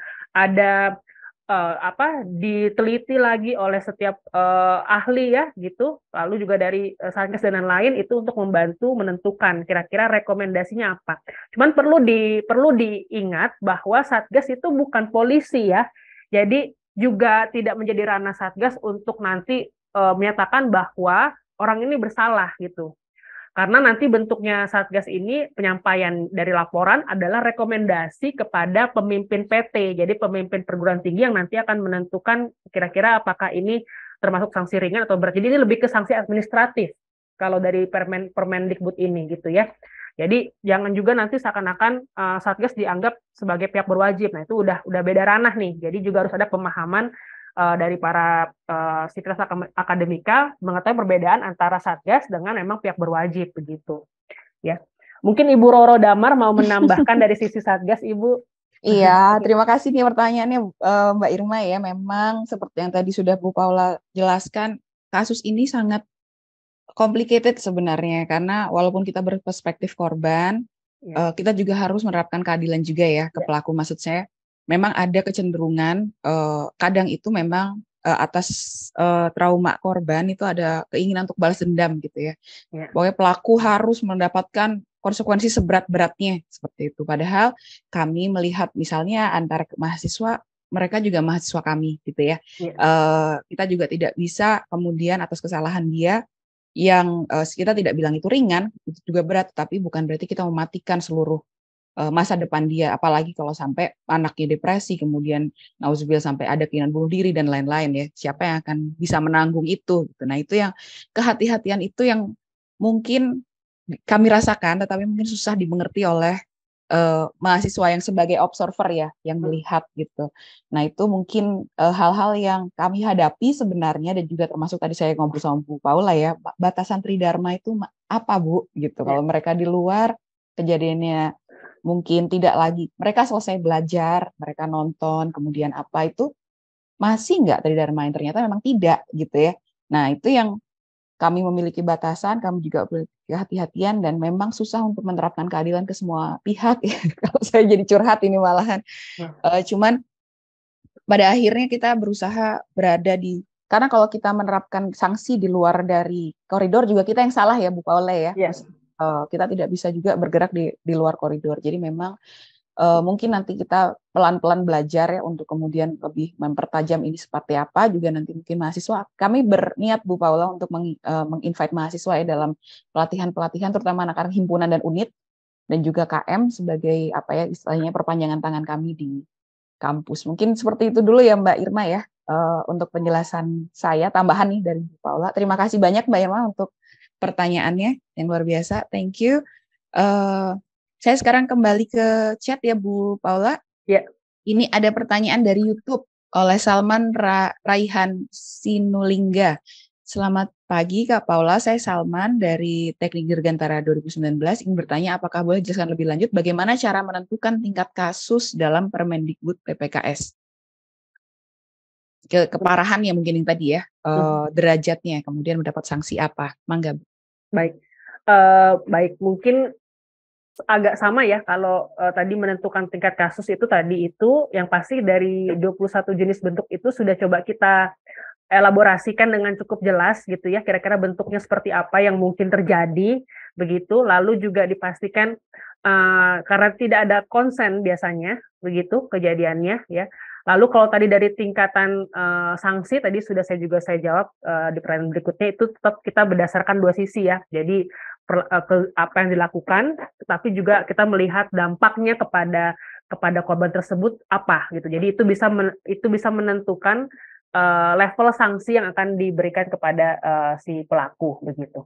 Tapi siapa yang bisa untuk menentukan itu, Bu? Maksud saya apakah memang orang psikolognya yang kemudian menentukan ya, atau biasanya, kami sebagai PKS? Biasanya dari hasil penanganan kan nanti kan ada borang ya Ibu biasanya. Borang hasil penelitian misalnya, bukan penelitian lah, hasil observasi untuk gitu ya. observasi gitu ya dari kejadian ini yang diperkuat oleh statement dari ahli, biasanya psikolog forensik atau memang orang-orang yang bisa dianggap ahli, kepolisian juga boleh kalau misalnya memang diikutsertakan, sehingga itu nantinya akan menjadi laporan akhirnya si Satgas untuk kasus ini ya. Nah, itu bentuknya adalah sebagai rekomendasi Satgas kepada pimpinan PT. Jadi Ibu menyampaikan rekomendasi bahwa kasus ini setelah melalui observasi dan juga diketahui oleh saksi ahli dan lain-lain segala macam, itu kami merekomendasikan bahwa pelaku ini itu misalnya dikenakan sanksi berat karena sudah begini, yaitu yang mencakup misalnya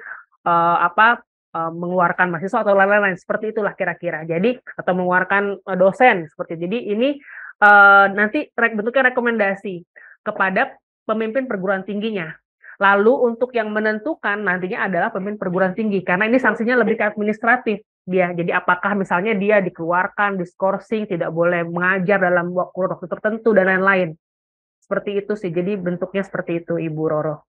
Baik, terima kasih. Paul, terima kasih juga yang sudah bertanya nih tadi Raihan ya. Kita kembali ke yang raise hand, silahkan Dwinta. Ya, sebelumnya terima kasih Bu Paula, Bu Roro atas materinya. Bu Paula ya, saya sangat terbuka gitu. Jadi ingin saya tanyakan izin sebelumnya mengenai letak pengendalian pornografi terhadap pencegahan kekerasan seksual di kampus gitu ya. Apakah pengendalian pornografi itu tuh relevan terhadap isunya atau tidak gitu? Mengingat di lingkungan kampus sendiri, pornografi itu semakin lumrah sama semakin menyebar dan normal seperti itu sih Bu. Baik, mengenai pornografi Bu Paula. Iya, saya rasa tentu ini merupakan hal yang berkaitan erat ya dengan isu kekerasan seksual. Biasanya memang ada unsur masalah pornografi dan lain-lain. Jadi tentu kita berharap bahwa misalnya tidak teratur secara eksplisit begitu di permen, tapi saya rasa dari pihak kampus itu juga bisa, jadi tidak hanya permen ini menjadi sudah dia berdiri sendiri, karena sebenarnya dari pihak kampus pun dia bisa menyiapkan peraturan turunan gitu. Jadi sebenarnya itu juga bisa misal mengendalikan pornografi dan lain-lain itu bisa diatur juga nanti dari peraturan yang dapat dikeluarkan dari setiap perguruan tingginya masing-masing, karena kan setiap daerah kampus itu beda-beda nih cara masyarakatnya begitu ya. Jadi itu juga dapat dari permen ini dapat dilakukan peraturan turunan untuk melakukan atau misalnya lebih untuk bisa mengatasi secara detailnya begitu yang terjadi di lingkungan kampusnya. Kira-kira begitu, apakah menjawab Mas Dinta? Ya, baik menjawab Bu, tapi mungkin sedikit lagi, kira-kira dari sisi pemerintahan sendiri, mungkin di Kemendikbud atau Kominfo gitu, ada upaya apa ya Bu dalam mengatasi isu pornografi ini seperti itu Bu? Yang pasti kalau dari sisi pemerintah sendiri kan sudah ada UU pornografi juga ya, jadi itu juga bisa mendukung peraturan-peraturan lain. Jadi sebenarnya peraturan pemerintah itu kita berharap itu tidak saling tumpang tindih sebenarnya, tapi juga saling melengkapi. Jadi nggak harus nih masalah KS harus dibawa dengan Permendikbud saja, tapi pasti juga nanti ada yang mengangkat ini dengan isu dengan undang-undang TPKS misalnya gitu kan, atau misalnya UU pornografi dan lain-lain. Jadi sebenarnya bisa saling melengkapi undang-undang yang sudah ada tentang hal-hal ini begitu ya. Baik, cukup ya Mas Dinta ya? Jadi Ya, memang baik, terima kasih Bu. terima kasih banget pertanyaannya. Jadi memang mungkin saya nggak ngerti apakah ITB sudah punya aturan ya mengenai pencegahan pornografi, penyebaran pornografi Iya. di kampus juga ya. Mungkin ini Iya. satu masukan juga untuk Iya. kami. Baik, saya kembali ke chat. Selamat pagi Bu, perkenalkan saya Fatia Putri Zahra dari Kewirausahaan SBM. Izin bertanya, apakah sudah ada skema penerapan edukasi mengenai pencegahan dan penanganan KS ini di lingkungan anak usia sekolah, terutama TK sampai SMP? Lalu bagaimana cara kita sebagai keluarga dari anak yang rentan menjadi korban KS memberi edukasi kepada mereka yang butuh penyampaian dan pemahaman berbeda dengan orang dewasa? Ini concernnya kepada anak-anak ya. Mangga, Bu. Baik, terima kasih Ibu Fatia ya. Untuk paparan mengenai, kita sebutnya sebenarnya 3 dosa pendidikan, itu ada perundungan, intoleransi, dan KS. Jadi KS itu sebenarnya salah satu dari kita sebut dari 3 dosa pendidikan gitu ya. Itu sebenarnya diatur secara khusus itu di Permendikbud 82. Nah, untuk tingkat PAUD Dasmen itu sebenarnya juga ada timnya sendiri yang melakukan sosialisasi. Jadi biasanya kita mengundang guru penggerak atau ibu-ibu penggerak. Nah, itu juga bisa, atau dari komunitas. Biasanya kita juga mengundang ada orang tua itu untuk menjadi trainer gitu ya di satuan pendidikannya, misalnya di SD atau di TK. Nah, itu sebenarnya sudah dilakukan juga oleh kementerian. Jadi sudah ada tim sendiri yang memang melakukan sosialisasi khusus kepada tingkat PAUD Dasmen, karena memang pendekatannya berbeda ya. Lalu materi yang disampaikan juga berbeda. Ada beberapa materi edukasi kalau misalnya dari sisi orang tua ya. Tadi itu di YouTube kami Cerdas Berkarakter itu cukup banyak, dari mulai materi untuk anak-anak menengah, lalu tingkat dasar juga sebenarnya kita ada buat tuh animasi bergambar yang memudahkan usia-usia itu untuk dapat lebih mengerti. Jadi bisa dicek tuh dari kami punya YouTube. Nah, itu ada beberapa materi edukasi yang juga kami buat untuk tingkat PAUD Dasmen. Jadi bisa digunakan dari sisi keluarga gitu ya, menyampaikan kepada anak-anaknya. Begitu Ibu Fatia, Ibu Roro. Baik, terima kasih untuk pertanyaan ya Bu Fatia. Sekarang saya lanjut ke Mbak Claresta Magdalena. Selamat pagi, saya Claresta Hutapea dari Kewirausahaan 21, ingin bertanya, melalui pemaparan Ibu sebelumnya, kita dianjurkan untuk bisa melawan pelaku kekerasan seksual. Tapi bagaimana solusi apabila pelaku lebih kuat untuk melawan tolakan kita dan tidak ada satu orang pun yang dapat menolong kita pada situasi tersebut, seperti video terakhir? Terima kasih, Bu.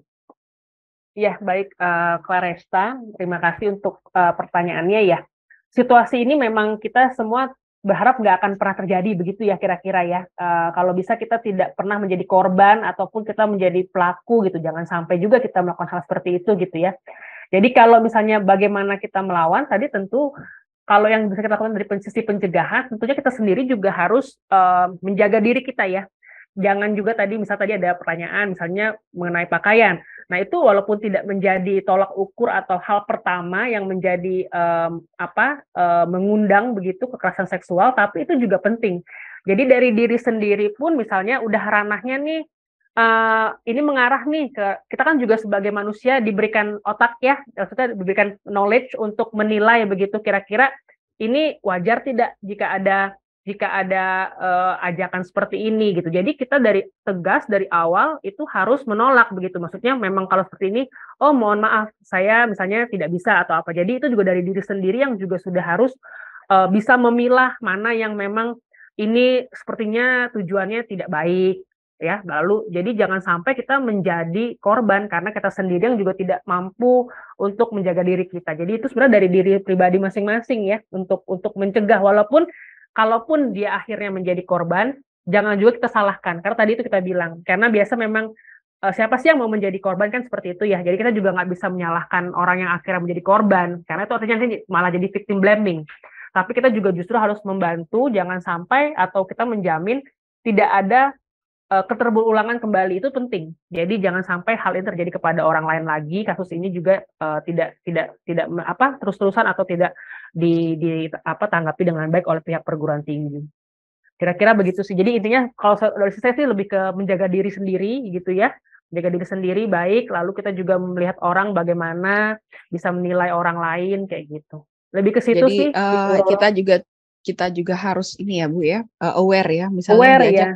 ketemuan di tempat gelap ya kita nggak mau ya. Jangan ketemuan di Iya. situ. Saya maunya ketemuan di sini. Kita juga harus Iya. punya standpoint. Kalau dulu Iya. zaman saya pas kuliah tuh juga ada itu anak-anak juga mungkin tapi ininya beda ya, mungkin bukan kekerasan seksual saya, cuman kita proteksinya disuruh kita beli apa pepper spray gitu-gitu. Jadi kita tuh cewek-cewek dulu Semprotan membekali merica. diri dengan pepper spray dengan apa karena dulu isinya penculikan Bu. Iya, Dulu iya, kalau dulu iya. kan ya kita tiba-tiba banyak cewek-cewek tiba-tiba diculik ditarik ke mobil. Nah itu ada yang kemudian bawa cutter, ada yang bawa ya itu agak jauh sih, cuman mungkin bisa menjadi salah satu cara ini tadi menjawab Mbak siapa namanya tadi ya? Mencegah Claresta ya ya. terjadinya hal-hal seperti itu. Betul, ya. kita Setuju, melindungi diri.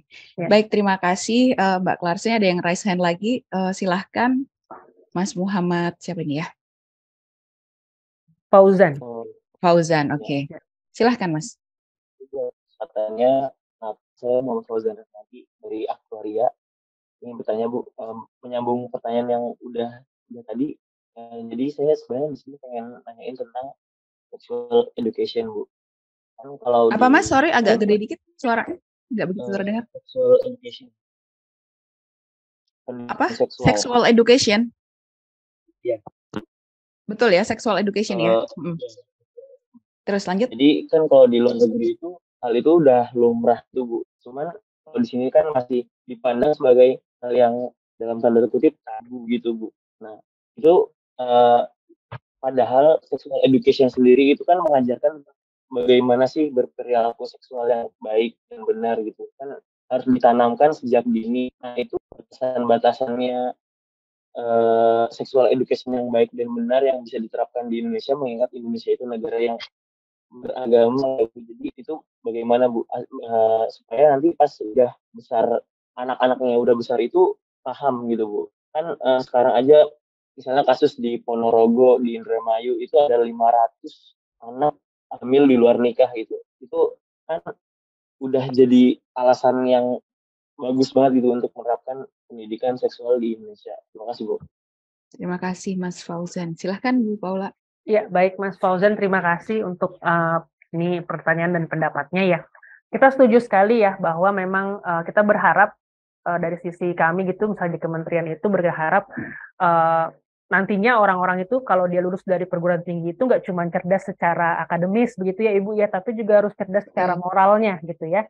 Makanya kita berharap memang harus dari usia dini begitu, karena kita lihat bahwa memang zaman ini apalagi itu tentang terutama ini karena digital sih ya, karena digital udah di mana-mana, semua terbuka bebas sehingga kemudahan akses bagi semua orang dari seluruh level usia itu juga agak sulit buat kita batasi, sebenarnya begitu ya. Jadi mungkin yang dari sisi kami bisa bantu adalah memang harus adanya sosialisasi dari dini gitu tentang tadi misalnya tentang sexual education atau reproduksi dan lain-lain, sehingga memang harus diciptakan setiap manusia itu mawas diri sekarang sama dirinya gitu. Dia harus bisa menjaga dirinya jangan sampai menjadi korban dari kekerasan seksual. Nah, kalau tentang masalah sosialisasi, saya rasa dari sisi kami Kementerian itu sebenarnya kami juga melakukan banyak sosialisasi, tidak melulu tentang kekerasan seksual, tapi juga tadi itu tentang isu perundungan ataupun intoleransi, karena itu juga berpengaruh ya untuk menciptakan pendidikan yang aman dan optimal. Lalu mungkin nanti bisa jadi tambahan ini untuk setiap perguruan tinggi, program yang bagus sih kalau saya rasa ya, misalnya untuk memberikan sosialisasi tentang sexual education gitu di kampusnya, sehingga sebenarnya bukan hal yang tabu karena memang harus saya rasa harus dibawakan ya, karena mengingat memang zaman sekarang sudah cukup berbeda nih gitu. Jadi memang harus dibawa secara terbuka untuk bisa didiskusikan bersama untuk mencegah hal-hal terjadinya hal yang tidak diinginkan seperti itu ya. Seperti itu mungkin Mas Fauzan. Ya. Terima mungkin kasih mau ditambahkan ya, Ibu. Cukup Bu, ya ini yang penting ya. Kita yang harus mungkin budaya kita yang ketimuran ya mungkin harus mulai membuka diri ya sama hal-hal yang memang sebenarnya yang tabu itu kita bongkar gitu ya. Sebenarnya tidak tabu, ini untuk kemaslahatan umat juga. Kalau sudah efeknya untuk menjadi korban nih, mendapatkan korban kekerasan seksual ini juga lebih parah saya rasa daripada kita memegang ketimuran yang saya juga ini ya, apa namanya, ya kita harus bongkar, tapi memang tidak mudah ya tentunya karena ini tradisi yang sudah bertahun-tahun, termasuk juga kita di budaya patriarkis itu juga harus dibongkar saya rasa. Terima kasih Pak Fauzan untuk pertanyaannya. Saya kembali ke pertanyaan di chat ya. Selamat pagi Bu, saya Agatha Adinda dari DKV 20 ingin bertanya terkait pertanyaan sebelumnya tentang kekerasan seksual di lingkungan anak usia sekolah. Baru-baru ini ada kasus pelecehan anak TK oleh beberapa anak SD. Tidak sedikit juga kasus pelecehan dilakukan oleh anak di bawah umur. Kira-kira bagaimana menangani pelaku di bawah umur karena mereka meski mereka melakukan pelecehan, terkadang mereka mendapat dispensasi karena umur mereka tersebut. Apakah penanganannya berbeda? Silahkan Ibu. Oke, baik Agatha. Untuk menjawab hal ini memang ya kasus ini sempat marak ya, kemarin juga sempat terbahas di tim internal Kemendikbud. Itu sudah kami arahkan kepada Itjen. Jadi kalau di Itjen itu sebenarnya juga dibagi nih, nggak cuman Itjen ini ngurusin perguruan tinggi, jadi dia mengikuti level. Jadi ada Itjen atau Inspektorat Jenderal yang khusus misalnya menangani isu-isu kekerasan di pendidikan di satuan pendidikan dari tingkat TK tuh PAUD Dasmen sampai ke perguruan tinggi itu beda-beda jadinya. Jadi penanganannya pun beda-beda. Kalau masalah dispensasi dan lain-lain itu memang biasanya kita akan tetap merujuk kepada peraturan regulasi yang berlaku, dan biasanya kita selalu bekerja sama dengan KPAI gitu ya, KPAI untuk memastikan memang anak tetap mendapatkan haknya sebagai anak, tapi memang untuk beberapa misalnya ada hal yang harus misalnya dia cuma mendapatkan konseling dan lain-lain, kita pastikan memang konseling itu berlaku atau memberikan pelajaran yang memang diingat gitu oleh yang bersangkutan, karena memang penanganannya udah pasti berbeda sih. Tapi secara detail apa mungkin nanti ini lebih baik sih ditanyakan juga ke pihak Itjen ya seperti apa gitu. Tapi selalu kita berusaha untuk memberikan sesuai dengan peraturan undang-undang yang berlaku, menjamin juga hak anak tersebut begitu. Baik, terima kasih Bu Paula jawabannya. Kita lanjut lagi ke pertanyaan selanjutnya. Ada Mas Christian Gunawan. Ingin bertanya, permen PPKS sempat ramai karena dianggap isu seks bebas dianggap legal karena tidak ada dalam permen PPKS. Apakah bisa dijelaskan lebih lanjut?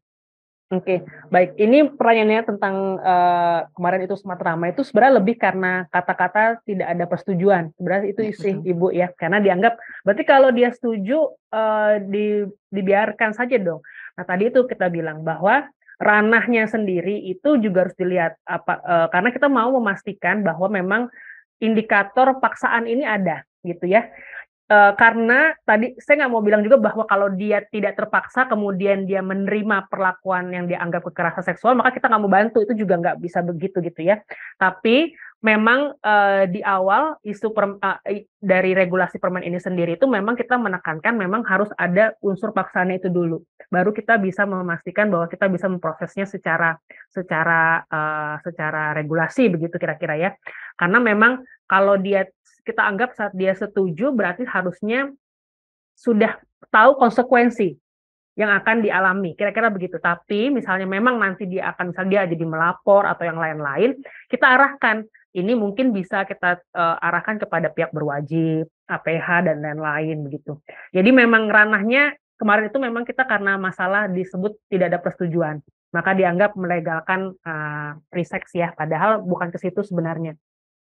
Kira-kira saya ingin follow up question juga nih Bu. Berarti persetujuan itu apakah berarti begini, kalau memang saya ingin menjelaskan sedikit, ada pelaku yang kemudian mengaku dia mendapatkan false alarm tentang konsen gitu ya. Dia merasa korban itu sudah memberi konsen dengan korban setuju, misalnya diajak ke sini, kemudian pembicaraan sudah leading up ke arah situ gitu.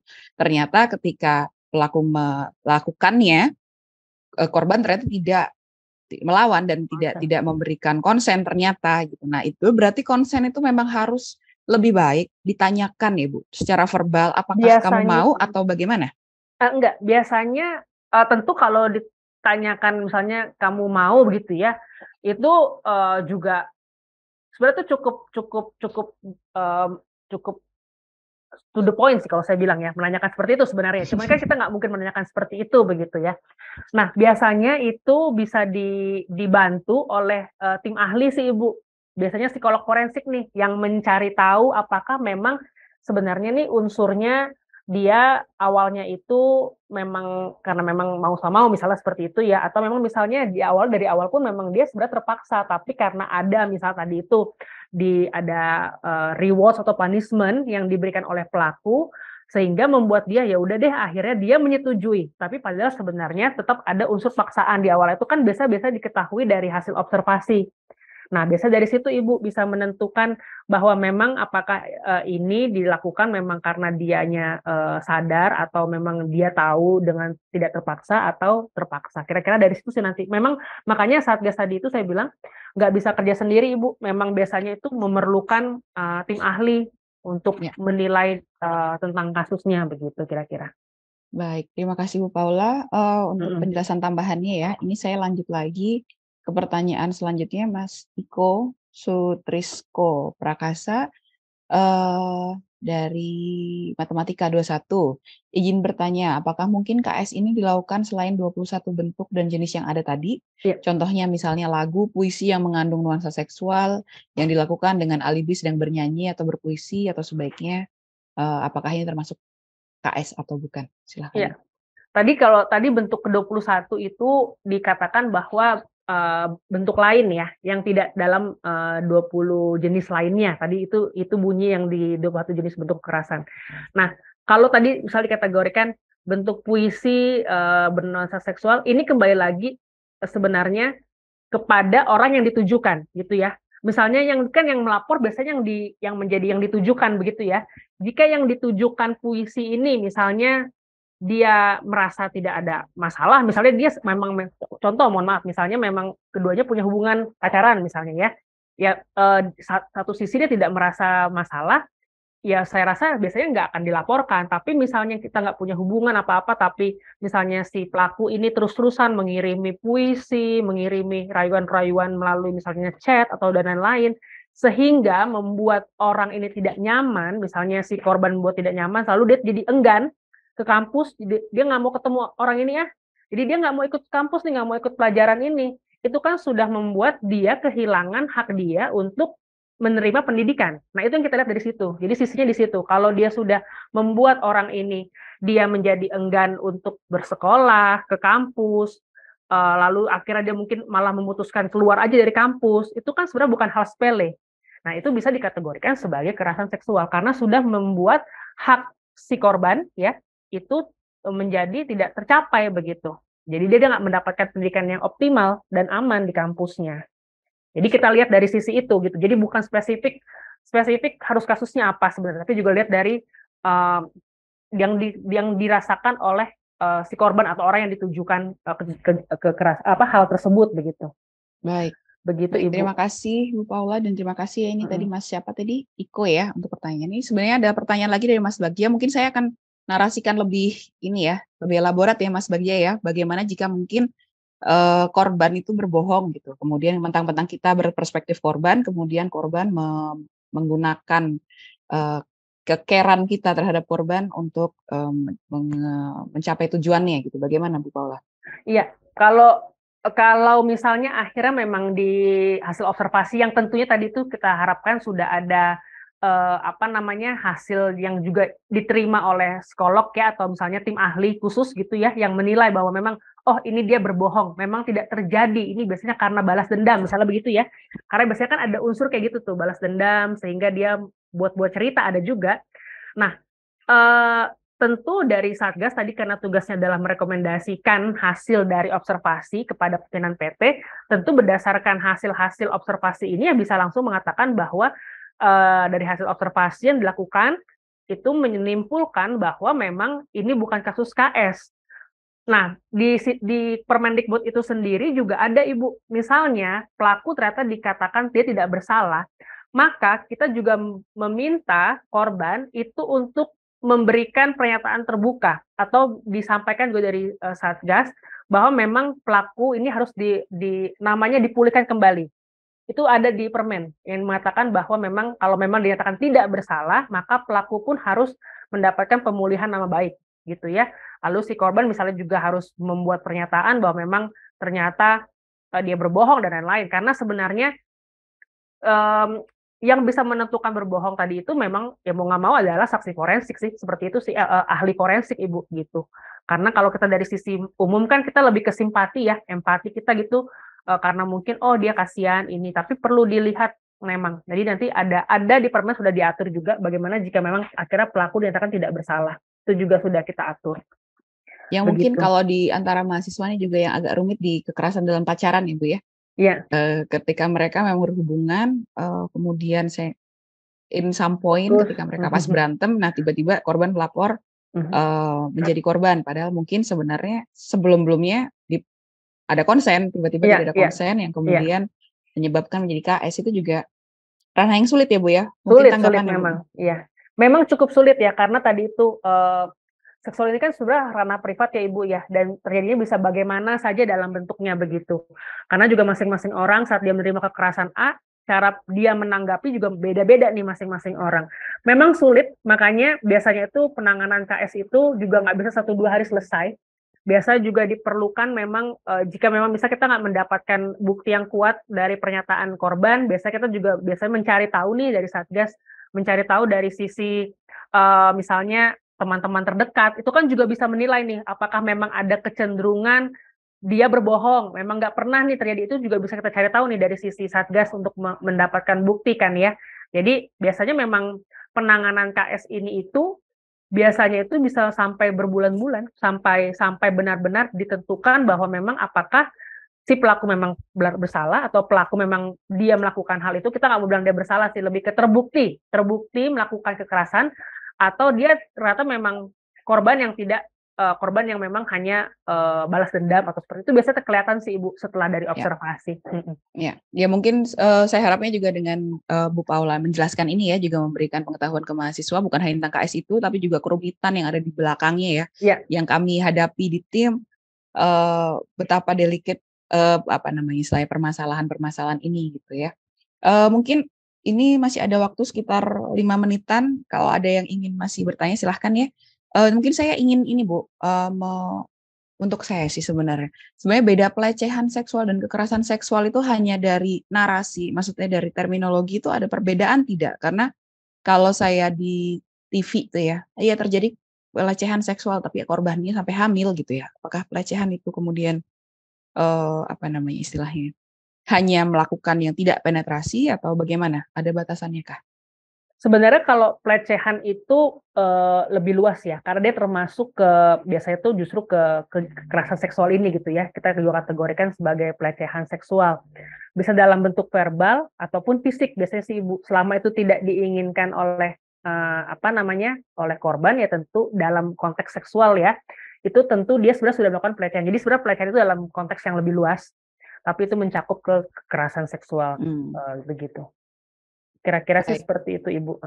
Mungkin ini di 5 menit terakhir Ibu mungkin bisa memberikan informasi ya, ini mungkin mendukung kerja saya di PPKS ya. Jika mahasiswa mengalami kekerasan seksual di kampus gitu, sebenarnya bukti apa saja yang bisa pertama kali diberikan kepada kami sebagai tim ya, untuk bahan awal kami untuk menindaklanjuti ini. Karena kan tadi bukti susah ya, cuman kemudian apakah mungkin screenshot apapun atau mungkin cerita siapa atau bagaimana kira-kira masukan untuk mahasiswa di sini? Biasanya pasti di saat korban atau saksi, kita sebutnya saksi korban gitu ya, itu melapor, pasti dia sudah ada satu hal yang membuat dia akhirnya berani mengajukan, begitu ya Ibu ya. Entah itu misalnya dia melihat, atau dia mendengar, atau dia mengetahui, itu sebenarnya sudah menjadi salah satu bukti dia boleh menyampaikan itu atau menghubungi Satgas PPKS yang ada di kampusnya. Nah, nanti ke depannya misalnya dia perlu, misalnya dari sisi Satgas nih memerlukan, misalnya tadi dia bilang, saya melihat begini. Ya tinggal, berarti dari sisi Satgas adalah memanggil misalnya memang korban, misalnya gitu ya, apakah memang terjadi, lalu bagaimana dan lain. Kalau misalnya tadi diperlukan screenshot, chat dan lain, itu biasanya udah boleh itu udah ke bukti-bukti berikutnya tuh. Karena kita biasanya dari Satgas ini mau menentukan bahwa memang apakah ada unsur tadi itu paksa atau tidak. Karena kan biasa diketahui dari timeline-nya ya. Jadi memang dia berhubungan ini bagaimana, apakah memang selama ini sudah pernah terjadi terus-terusan sehingga akhirnya terjadi, itu kan kita biasa perlu tahu dari timeline itu tuh, dari misal perbincangan chat dan lain-lain. Lalu juga kenapa tadi dibilang susah dibuktikan, karena memang biasanya terjadinya itu begitu saja gitu Ibu ya, kita nggak pernah antisipasi nih, wah saya akan digini nih saat sekarang ini, sehingga saya harus siap-siap merekam, kan nggak mungkin begitu Ibu ya. Jadi memang biasanya nggak ada bukti-bukti yang justru konkret kejadian, tapi lebih kepada bukti-bukti pendukung biasanya yang mengawali kekerasan itu akhirnya mungkin terjadi. Karena biasanya kita dari bukti pendukung yang udah sebelumnya, bukan di hari H. Biasanya hari H udah ya nggak ada yang tahu. Nah, tapi kalau misalnya bentuknya misalnya sudah dalam bentuk perkosaan, salah satu penetrasi dan lain-lain, itu bisa dibuktikan dengan visum, ya. Jadi misalnya dibawa juga misalnya ke tim medis untuk dilakukan visum. Nah, itu juga menentukan memang apakah terjadi kekerasan seksual kepada korban. Jadi itu penting dilakukan kayak gitu. Dan visum itu bisa dilakukan sebelum dia ini ya mandi atau apa ya, berarti kalau bisa ya nauzubillah, semoga tidak ada. Jadi kalau memang terjadi pemerkosaan langsung ke rumah sakit untuk melakukan visum gitu. Sebaiknya begitu ya, karena kita jadi ada bukti memang ya, jadi ada memang bukti tertulis dari ahli yaitu medis mengatakan bahwa memang ada penetrasi yang dilakukan kepada korban begitu. Baik, ini mungkin pertanyaan terakhir Ibu.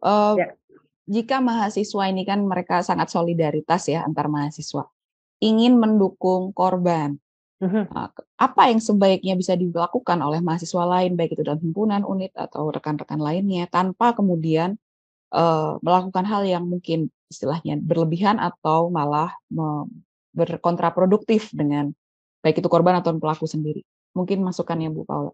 Baik Ibu Roro. Tadi ini baik sekali tadi ya, kalau dari isi pemaparan materi saya, salah satunya perlu dilakukan oleh tingkat institusi adalah melakukan penguatan budaya komunitas. Ya, itu penting nih dilakukan oleh internalnya setiap kampus itu sendiri, memastikan bahwa kampus ini sendiri solid untuk melakukan pencegahan dan penanganan KS. Kalau kita nggak mau menangani, pencegahan kita harus kuat kan begitu Ibu ya. Jadi memang berarti dari sisi perguruan tingginya harus solid nih, misalnya melakukan sosialisasi gitu ya, atau misalnya rajin juga melakukan survei keamanan kampus juga penting, karena supaya kita tahu apa yang terjadi di kampus kita, karena kan kadang kampus itu kan besar, kita nggak bisa mengetahui apa yang terjadi begitu ya. Jadi tugasnya Satgas ini memang cukup berat sih Ibu, karena sebagai yang bisa dibilang menjadi tangan panjang dari rektor ya atau direktur untuk melakukan pencegahan dan penanganan ini gitu. Jadi rajin-rajin harus melakukan survei ya, kemudian juga bisa melakukan sosialisasi, itu penting. Lalu juga ya itu tadi penguatan budaya komunitas, tata kelola, memberikan pembelajaran. Nah, itu bisa dilakukan sih Ibu untuk melakukan pencegahan. Kira-kira seperti itu ya. Baik Bu Paula, terima kasih sekali untuk paparannya. Ini mumpung saya banyak mahasiswa di sini ya, saya sekaligus ingin mengambil kesempatan, ini saya sebagai koordinator penanganan untuk PPKS ITB ya, rekan-rekan semua di sini, jika memang ada sesuatu hal, bisa melapor ke saya. Kita sudah punya hotline, mungkin bisa dicatat 08123 111 7770. Mungkin nanti saya tuliskan di chat. Saya ulangi lagi ya, mohon dicatat 08123 111 7770. Jadi silahkan jika memang ada pertanyaan atau mungkin aduan, silahkan langsung ke saya. Ini HP-nya saya yang pegang ya, dan ini jadi langsung ke saya, silahkan. Dan kita mengencourage siapapun, bukan hanya korban yang melapor, tetapi juga yang menyaksikan ya atau mengetahui. Tentunya akan lebih baik jika kita mendapatkan sedikit bukti lah atau apapun yang mungkin bisa menjadi bahan kami untuk bergerak lebih lanjut. Mungkin demikian paparan luar biasa dari Bu Paula dan pertanyaan-pertanyaan luar biasa ya dari mahasiswa kita di ITB ini. Saya melihat sangat antusias sekali dalam hal menyambut Permen 30 ini, dan ini saya harapkan menjadi titik awal kita untuk tadi yang disyaratkan oleh Pak Menteri ya, menjadi kampus merdeka dari kekerasan seksual. Baik, terima kasih Bu Paula atas kehadirannya dan waktunya. Saya ucapkan terima kasih untuk semuanya. Mohon maaf jika ada kesalahan kata selama acara. Saya tutup. Assalamualaikum warahmatullahi wabarakatuh. Saya kembalikan ke MC. Terima kasih Bu Paula dan semuanya. Terima kasih. Baiklah hadirin, dengan demikian Studium Generale pada hari ini telah selesai. Terima kasih atas perhatian hadirin dalam mengikuti acara ini. Selamat siang. Salam sehat selalu. Wassalamualaikum warahmatullahi wabarakatuh. Waalaikumsalam.